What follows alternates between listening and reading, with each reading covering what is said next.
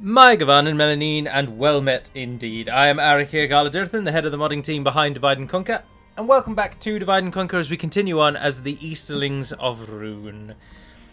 We have taken Rûn, a name I've entirely made up, but named after our great lord Lokan Rukar the Bastion.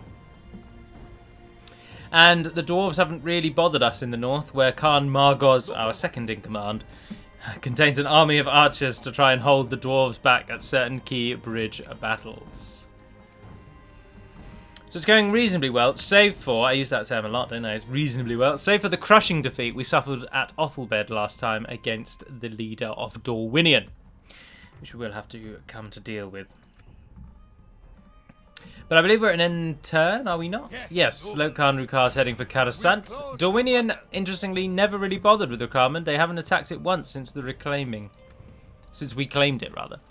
So interesting indeed. But now here's something for you to muse over that I've noticed of late. The Breland campaign is substantially popularer, that's not a word, more popular than the Rhûn campaign, which is odd given that the Bree campaign met with the most dissenting voices when the choices were being voted upon. Lots of people, obviously Rune and Isengard were close first and second, but Bree, there were a lot of people who said, why do you want to play as Bree? They're so boring. Like, why does everyone want to see Bree? But then now that we're actually here, as I say, Bree is substantially more popular in terms of viewing stats than Rune. Even taking the last video out, which had all of the discussion of Imladris at the front, taking that out, it was still, the other videos are still more popular than the Rune ones, which I am surprised at. Just given the initial reactions from people, to be honest. Ah, Calf. There's a space for you, Calf. Get over there. I'd like to hear your thoughts on why you might think that is, to be honest. I'm all ears. I am all ears. I enjoy both campaigns. There wasn't a video for Rune last week. Purely because, once again, I suffer from that most appalling affliction that I don't force myself to do YouTube videos if I really don't want to do them. Hence why the lore videos are so few and far between. And I just didn't want to do another video last week. I had been very busy, didn't have the time. So I didn't, basically. I'm very pleased with how much you all liked the Warhammer 40,000 video. Very pleased, because as I've said numerous times, I love the game. And I will consider, sorry if you can hear me drinking when I'm very thirsty, I will consider doing the Imperial Guard, Astra Militarum, doing their campaign potentially again.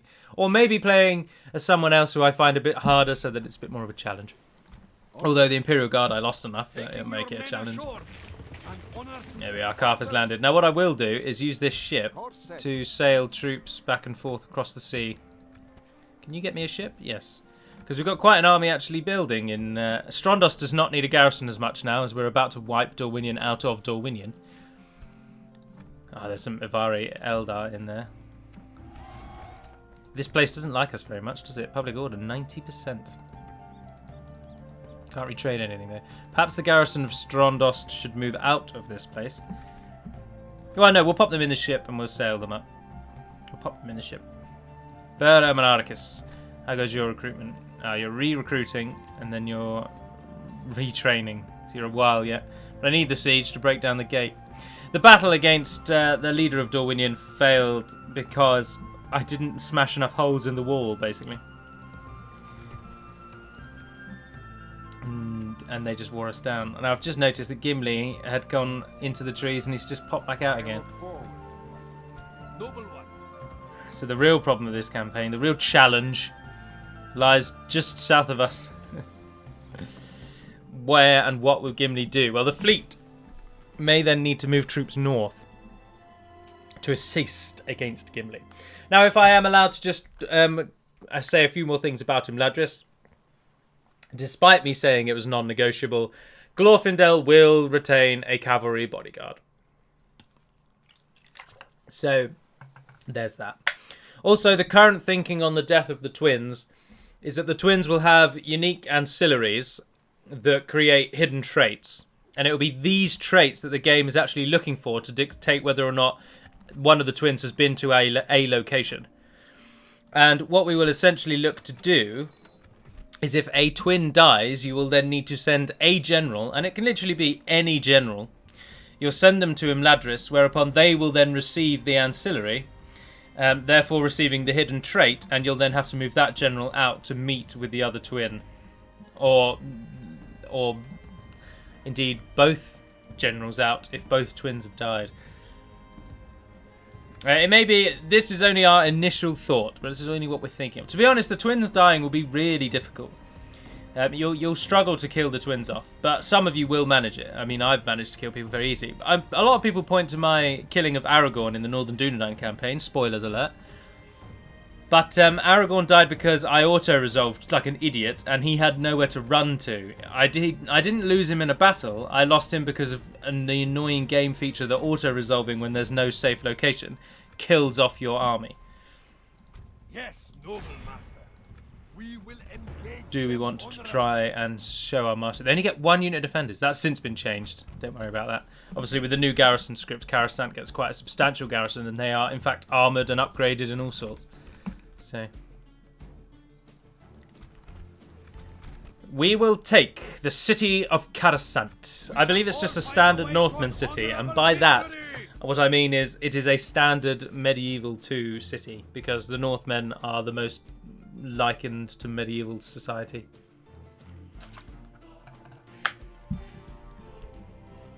Yes, indeed it is. With wooden walls. Ah, but a big old council hall there in the middle. Great Vale. Oh, Great Hall. Sorry, I'm misreading. Righty-ho. We haven't got any siege, but we've got the... well, we have, but we haven't got any catapults or ballistae. Ballistae! Stand ye ready. Oh, that's a cool little building. Oh, that's what people were asking for, isn't it? In Reforged... I'm pretty sure there's a building in their version, their map of Dale, whereby you can actually go through that gap and fight in like this back area. But it's not something we've looked into doing yet. Right, so who's going to go on the ladders? We've got 1 unit of them, 1 unit of them, unit of them, and unit of them. Yeah, that'll do. You guys then drop your ram. You guys... no, I don't want the best units on the wall. So we'll set the best units through the gate. So the men of Rhûn. Here are the Loke Gamprim, the Halberdier battalion of the men of Rhûn, and in front of them stand the Loke Flagrim, the mace and axe wielding warriors of Rhûn. And they look pretty cool, don't they? The Gamprim are a bit less heavily armoured than the Flagrim, but they're going to form the front. And then going in behind them will be our siege towers. Fire arrows, by the way, I said that they were going to be removed, and almost all of you are in full agreement with that, to be honest. There are 1 or 2 people who say, like, oh, but fire arrows look really cool. And whilst, yes, they do look very cool, the AI is a huge disadvantage when it uses them. And some people have said, can you just make them better against siege equipment? But that would defeat the point. The AI would still turn them on. When it doesn't need to, like in night battles and that kind of thing, and that's the point of removing it. What we're looking to basically do, in attempts to slightly make the game harder, but really just level the playing field, which has met with a lot of resistance with stakes and with cavalry bodyguards and yada yada yada yada. But what we're out really trying to accomplish is just remove things that the player gets that the AI doesn't. Because the AI obviously gets a load of stuff that you don't get, to even make it slightly passable, and even then it's still easily defeatable. Well, unfortunately the game is very old, but the only real way of it being difficult is if the enemy just has a lot. That seems to be the way that the game was coded. It makes the AI good by giving them more than you, so they get more population in their towns, they get more units, they get more money, they get more building choice, and that's the way that the game made them hard. Which of course doesn't really make them hard, it just makes it frustrating. But one way that we can at least alleviate some of these, one way we can at least make it try and feel like the AI is at least slightly competent, is by removing things from them, or removing things from you that they don't get. So at least you're both suffering. Obviously, a player will still find a way to overcome that suffering, but an AI doesn't, and so it's just an attempt to make it harder that way. I can appreciate as well that a lot of people, like me, saying about all of our changes to the wider community is both a blessing and a curse, because many of you are very pleased that you can hear about the progress of the mod. In fact, for many of you, it's why you're even here listening to me, because you know that you're going to get mod info. And it's almost like an ongoing, rolling developer commentary.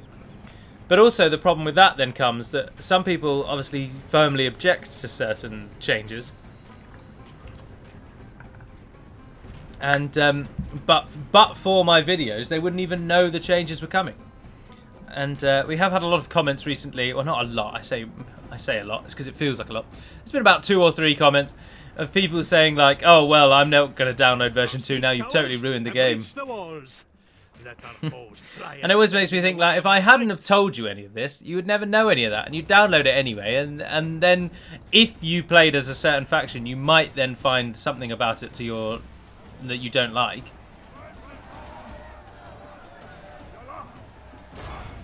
But without me telling you, you had no way of knowing until you got into it anyway. And there's a lot of things like that. Like, how many of you, for example, would immediately have realised that the cavalry bodyguard had been removed when you're playing the game? Until I obviously said in one of these videos, "Oh, we're removing cavalry bodyguard."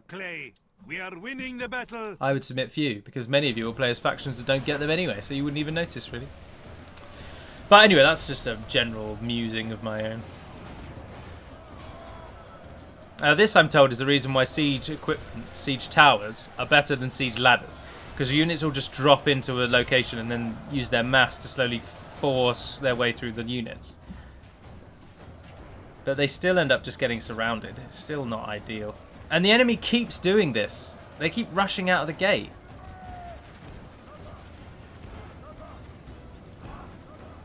And the elves on the walls are shooting at us despite the fact they're engaged in melee. It's just ridiculous. If you want to rush out and hit us outside the gate where you get taken, where you then lose the advantage, then fine. I'll oblige.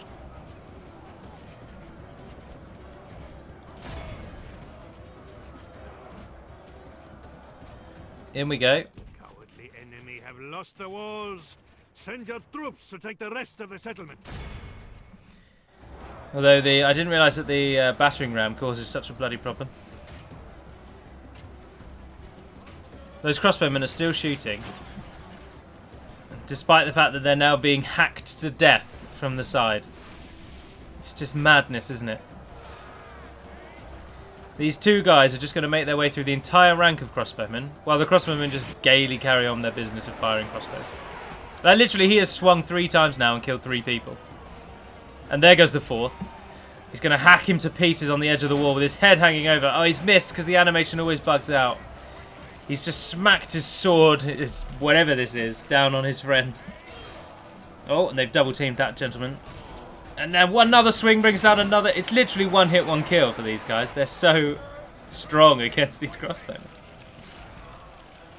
Another one goes down. Come on, get a real jog on.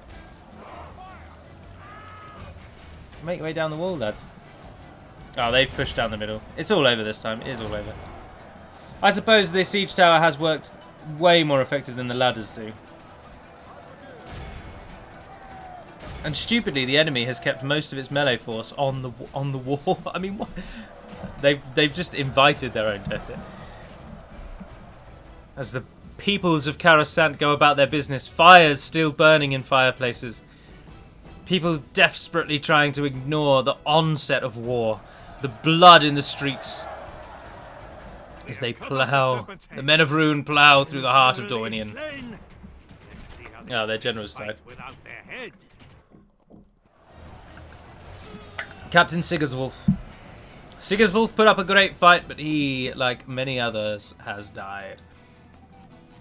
Obviously, you don't get the change of the horse that I've made in for version 2, but these guys no longer have such a bright white horse.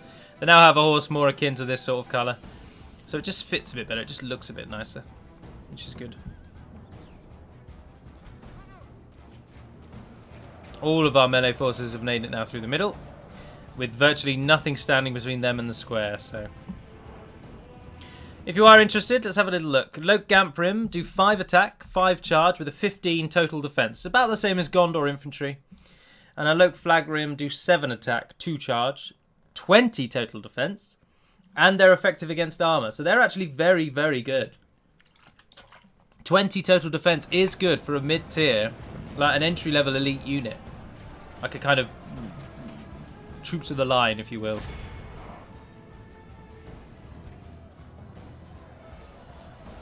How are you getting on, gentlemen?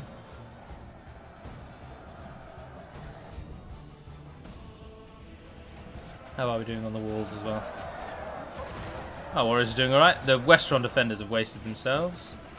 And the crossbowmen still trying to fire, despite their number now down to 30. Oh, a cultist makes his way through. Ah, see, now this is where it's a bit cheeky. Because the cultist, as I've said many times, the officer fights with exactly the same stats as the unit he is attached to. But he fights with the weapon that you dictate. So these guys are armor piercing and they do quite a bit of damage. But they have a two-handed sword or halberd animation, which is a bit slower.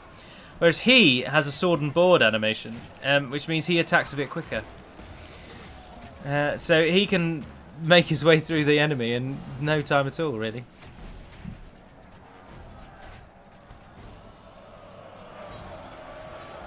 Loke Gamprim have made it to the front. I think they fight with a halberd animation, but they may be just dedicated pikes. You'll see, if one of them swings his weapon, then you'll know they're halberds. I'm seeing a lot of prodding going on, which normally denotes pikes.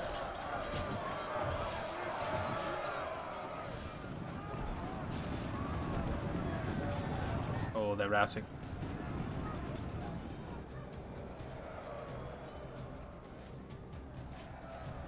My lord, our men are in command of the city.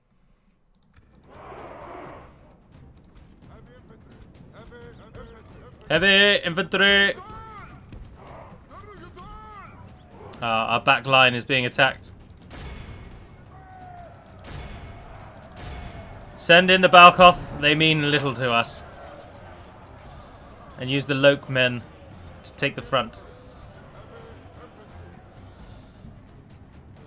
As we will now win this cheekily. Although we've taken the walls by the looks of it. It looks like they have in fact abandoned the walls. We are winning the battle. Yes, it's only taken them forever. But they have now abandoned the walls. And I would like you guys to do the same, to be honest. So we're going to win in a minute. Didn't even get to use all of our crossbow bolts.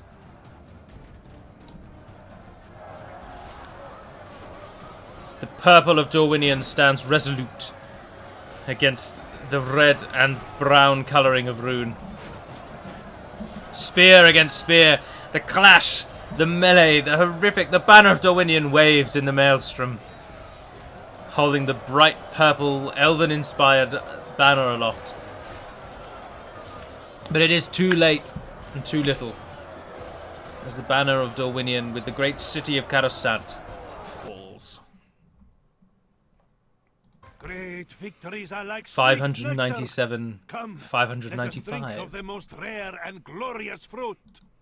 And our champions on the field today with a Loke flag rim, the armor-piercing ones, as expected, with 91. But the Dragon Guard taking 85, but then that's because they were basically unchecked. The crossbowmen did nothing against the onset of the Dragon Guard as they rushed through their number, killing at will. Apologies once again, if you can hear me drinking. And Karasant falls! We have prevailed! Victory! What can't we use here? Oh, we've captured another diplomat recruitment location. And we can immediately upgrade the city. Interesting that the men of Dorwinion were not upgrading the city. They've got a better blacksmith than we had. So we can re-recruit quite a bit. I'm very, very interested now to see what Dorwinion is going to do. They've now lost their 2 key recruitment centres and Strondost. They've lost the heartlands of their nation. And in one turn, reinforcements are going to sail up to Karasant. Separating the men.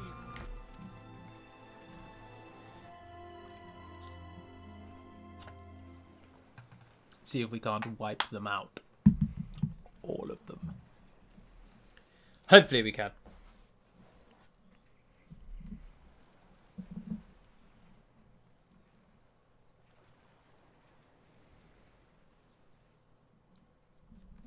Time ticks by. Ah, another indicator of a last stand spawn. The goblin hordes enraged. Our foes think they can step foot in our capital. Our foes believe they have ridden us of these mountains. Believes needs to be removed. Our foes dare need to move the S to assume they can lay claim to it. Our home, our goblin town, our revenge. Call forth the hordes of the misty mountains. Call upon the wargs and their riders, and awaken the trolls. We shall lay waste to those whom oppose us. Take back what belongs to us, and upon doing so we will crush those of the Anduin. Surround these hideous elves, and rid the world of men. You think we are scattered, but we have never been stronger. Now this message essentially just means, and wherever you see this shield and sword icon, it means a last stand script has kicked in, and a spawn army has been created. And in this case, it's for the Misty Mountains. Although that message, rather unfortunately, thank you very much to whoever did write it. I have long since forgotten who wrote which messages. But that message was way too evil-centric. And remember that Dorwinion, for example, would receive the same message. And of course, they wouldn't consider it our, because they're not evil. So it wouldn't really make sense to them. So it needs to be a lot more neutral than it is. And that's a failing on my part, really, because I don't think that then shows that I may not have read it as much as I perhaps should have read it. So I apologise for that. Where did it split the army? Ah, over here. Yes. So let's move out those that can go. Orders. How may I serve? Orders. Orders. Orders. Orders. Because a lot of you are being retrained. Don't think 150 of you are, though. Oh, yeah, you are now. We don't need that many more troops. And that army will be ready as well. We're moving now to take the Strondost army. I don't know where we'll go with it. We might sail further up. See if we can land up here somewhere. Oh, yeah, look, we've got a ship there. Ah, you can come back and help attack Bondi when the ships get there. Where is our diplomat? Your will. As you will. Ah, we were so close. Do not think something else you'd like to suggest? What about map info, Chieftain Agilrolg? Not think our thoughts seem. Why aren't you doing very well? Oh dear, you really aren't doing very well. You only have Danes, Halls and Gundabad. What on earth is happening? Toggle of war? Remember, I'm a developer, so this is like developer log. This is me just checking on the fate of the world. Oh wow. What? What? Dunland, the scourge of evil, cleansing the world of orcs and men and elves and dwarves. Dunland, Jesus, Dunland on a bloody mission. Who are Dunland allied to? Where's Isengard? Hold on. Dunland are allied to the Northern Dunedain, the Anduin, Imladris, and Isengard. Oh, well, we're going to have something of a civil war on our hands as the forces of evil have allied with the forces of good. Please tell me Isengard has allied. Ah, only with Dunland. Oh, that's a shame. That is a shame. So, Dunland are... who are they at war with, though? Who are they at war with? I didn't check. They're at war with the Misty Mountains and Angmar. Oh, wow. Dear oh dear. So, this is one of those most peculiar games where Dunland have turned good. They've kept their links with Isengard, but other than that, they are purely fighting for good. They are taking out Angmar and the Misty Mountains. They've allied with the Dunedain and the Elves. So I wonder what will happen when the Misty Mountains go down. When Dunland no longer has orc enemies to butcher. Mordor have Tirathoros, showing their superiority. They have everything east of the Anduin. Gondor now stands alone, defending at Western Osgiliath and Minas Tirith, although they have managed to at least rebuild Western Osgiliath. So that's what our Western Osgiliath looks like. I think I've shown you that before. Ignore me. Oh, Harad have taken Ankaragmir, and Harad have got Stalatsakand in this version. So Harad are actually doing all right. Kand are now the ones that are just totally out of this game. We might as well just go in and finish them off, to be honest. Who are they with? Oh, I'm allied to them. Well, that might cause a stir. Kand are allied to me, Mordor, and Harad. Ah, so a fight with them would very much be a fight with Harad and Mordor, because they're not going to stay loyal to me, even though I'm going to be the much bigger force soon. Oh, don't look at our own area, though, because we can already see Dorwinion has not come back to fight us, because they have an awful lot to their west that we have yet to go and take. But otherwise, it's going bloody well. Bloody well. The dwarves don't seem to want to really move in on us yet. Oh, I really hope Dunland goes to war with the dwarves. Or maybe even the Andrin. Can you imagine if the Andrin went to war with the dwarves? What a sight. Can you take any more men? No, but can you swap out perhaps some crossbowmen for something a bit poor? No. Noble one. No, you've got a pretty damn good army already, to be honest. No, we'll leave you as you are. Winteria and Eor, you might want to train some more troops, though. We've got the money. Maybe that's where our army should sail to, actually. Well, let's end the turn, anyway. Maybe our army should sail up to Winteria and Eor. We'll sandwich the Dwarven army that currently stands on the bridge. Then we'll go and take... Ah, balls, we're too late. Yep, we're definitely going to Winteria and Eor. Because otherwise... While all the time we're going to move round to the west and take Dorwinion, the dwarves are going to come south and take us. Well, we can't allow that. Allow that. Belay that order!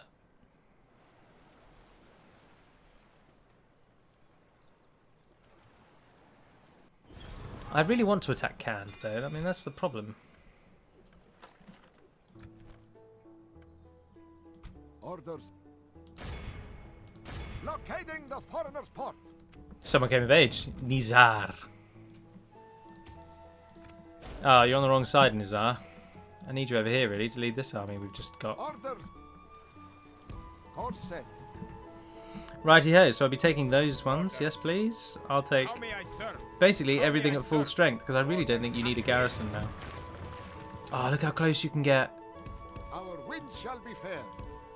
The wind shall return tomorrow. The wind shall return tomorrow.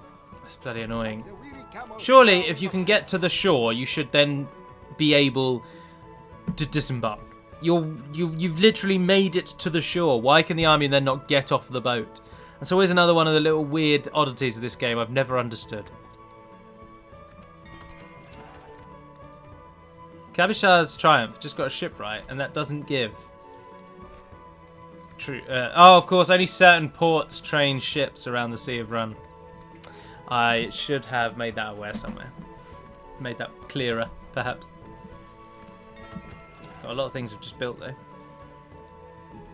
Ah, Strondos getting our elites. Yes, please. Once you've got the mines and the ports up, I'll take military. Oh, Ventura, you're probably going to go, so we'll worry about what you're building next time. There's no point building for the sake of it. We haven't got that much money. You might very well be pleased to hear, or very unpleased, or very ambivalent to hear, that in the Order of the Swan, we now have organised a tournament in Warhammer 40,000 Soulstorm with Titanium Wars. If you're interested in playing Titanium Wars, but you don't particularly want to play with the Order, then you can very easily obtain it by logging into your Steam account, searching for the group called the Brotherhood of the Swan, and once you've found said group, the download link for Titanium Wars is on that page, or just in the group. Now this on Total War Center would never stand. Titanium Wars is available through a non-Russian means for members of the Brotherhood. Let's just leave it at that. Many people say we should play UA instead, Ultimate Apocalypse, but I am very much of the opinion that Ultimate Apocalypse adds just way too much stuff, and it becomes way too unwieldy, and the quality takes a huge dip. The one thing Titanium Wars has going for it, mostly, the biggest selling point for me, is the quality of the units added and the voices. Further to this, the second biggest selling point for me personally is that for Titanium Wars you can still play the campaign. Ultimate Apocalypse as far as I can remember, not only does the campaign not work with the new races, but I'm pretty sure you can't even play the campaign. I'm pretty sure they have totally restricted it, like turned it off. Whereas in Titanium Wars, you can not only play the campaign, but you can do so with all of the factions. The base game factions. You can't use any of the mod factions, but you can use all of the base game factions with all of the new stuff that they have. The AI will also use all of their new stuff against you as well. It's really good. So if you haven't played it, I urge you to. But anyway, that's a different game. I shouldn't really be talking about it. But we're doing okay. We've got a few things queued up. We've got good money coming in. We need Nizar, really, to... We'll come and ship him across when we have to retake Minterian Eor with this army. Which may not even be able to do it, to be honest. We'll sit in Karasant until the walls are built and we've got the extra armory improvements, which will take a few turns. Oh, is there anything I could delete? I didn't look through properly, did I? No, we can use all of that. Fintons Guildhouse, we can even use that. That needs to be restricted to Dorwinian only, really. Well, no, I don't think it should be. I think it should be a benefit. You know, if you capture Dorwinian's towns and you don't burn everything to the ground, there's a chance you'll get to keep their wine production. Which you can't build yourselves, but you can learn how others did it, if that makes sense. Right, we'll give it another end turn. If there's a battle, I will save it. This will be the final turn. And there is. Captain Anar comes against Captain Arig. We get 3 units Western men. The old system was so fast and loose with the rules. So I will save it there and end this episode there. Rhûn battle, save. So thank you very much for watching, if indeed you have. I'm Eric here, Gala. As ever, all of the relevant links to Divide and Conquer are in the comments section below. I.e., you can get to our forum from there. You can get to... I think I still have that Patreon thing in there, actually. Although I don't urge you to put money on it. Like, you don't have to. I'm trying to think of the links. And a link to Adrian von Ziegler, because I use his music. But that's it. I don't put a link to the Discord in these ones. But we do have a Discord. You can find it on any non-DaC video. But until we speak again, dear friends, Navarnaden Pedamad Melonin, and farewell.